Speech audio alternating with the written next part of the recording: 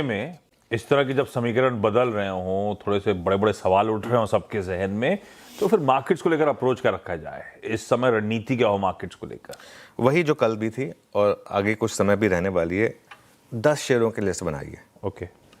वो आ रहा था ना एक शुरू में टॉप 10, तो वो 10 के 10 जो है ना वो आपके नतीजों के सिकंदर होने चाहिए। कल अर्निंग सीजन खत्म हो जाएगा, 10 स्टॉक्स की लिस्ट बना लीजिए आप, जहां पर आपको लगे कि वाव, एकदम वाव। जिसमें दो मैं आपको बता देता हूँ, एसबीआई और आयशर मोटर्स। कल हमने इन दोनों की बात की थी, एसबीआई और आयशर मोटर्स। दोनों कल भी चले, वीक मार्केट में भी चले, स्क्रीन पर चले। परसों अगर आपने लिया गैप अप पर आयशर, उसके बाद चला। उससे पहले एसबीआई अगर आपने गैप अप पे लिया, किसी भी लेवल पर लिया, उसके बाद चला। कॉल्स 3 गुना, 4 गुना, 5 गुना हुई। जरूरी नहीं कि आज भी हो जाए, लेकिन पॉइंट ये है कि अगर अब ऐसे स्टॉक्स गिने, उनको आप गिरावट में एक्यूमुलेट करें। ये अप्रोच है बस।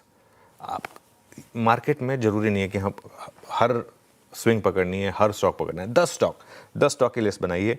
मैक्स जैसा स्टॉक कल वीक मार्केट में अच्छे नंबर्स आए, मैक्स कल डे हाई पर बंद हुआ, और अगेन ये पूरी की पूरी तेजी स्क्रीन पर प्ले आउट हुई मैक्स में भी।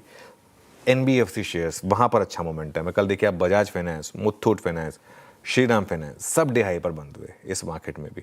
तो हमारी मार्केट ऐसा नहीं है कि कोलैप्स कर रही है।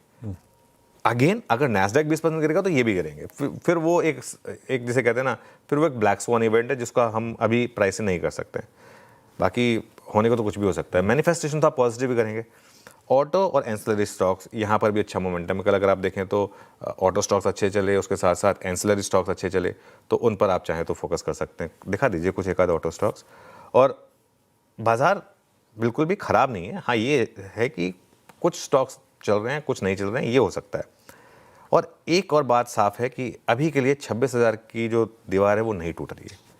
इसमें 26,000 के ऊपर बंद होना ज़रूरी है बड़े ब्रेकआउट के लिए। जब 26,000 के ऊपर आप क्लोज हो जाएंगे ना, उस दिन आप मान के चलिए कि हमारा ब्रेकआउट अब मोर और लेस कन्फर्म हो रहा है। अभी बाजार शॉर्ट वाला नहीं है, लेकिन रिस्क है कि शॉर्ट वाला हो सकता है। आज उसका कंफर्मेशन मिल जाए। आज अगर हम 25,650 के नीचे बंद हो जाए तो वो शायद कंफर्मेशन दे दे। एफआईएस की बाइंग की रफ्तार भी थोड़ी ठंडी पड़ी है। अगर आप देखें, कल कैश और फ्यूचर्स मिलाकर 1100 करोड़ के करीब की सेलिंग हुई है। और कल अर्निंग सीजन खत्म हो जाएगा, और वीकेंड पर आप एक एक्सरसाइज करिए, अपने पोर्टफोलियो का एक हार्ड रिव्यू करें। हार्ड रिव्यू अगर खुद नहीं कर सकते हैं तो बहुत वो प्रोफेशनल्स होते हैं जो ये काम करते हैं, जो आपका पोर्टफोलियो रिव्यू करते हैं और उसका क्लीन अप करते हैं। वो क्लीन अप करवाइए। ज़रूरी है इस समय आपका अंडर परफॉर्मिंग स्टॉक से निकलना और आउट परफॉर्मिंग स्टॉक्स में आना। थोड़ा आपको बुरा लगेगा, थोड़ा आपको लगेगा कि यार मैं क्यों लॉस में एग्जिट कर रहा हूँ और क्यों मैं चले हुए स्टॉक्स में आ रहा हूँ, लेकिन अगर आपको मार्केट की अगली स्विंग में पैसा बनाना है तो ये आपको करना पड़ेगा। ये बहुत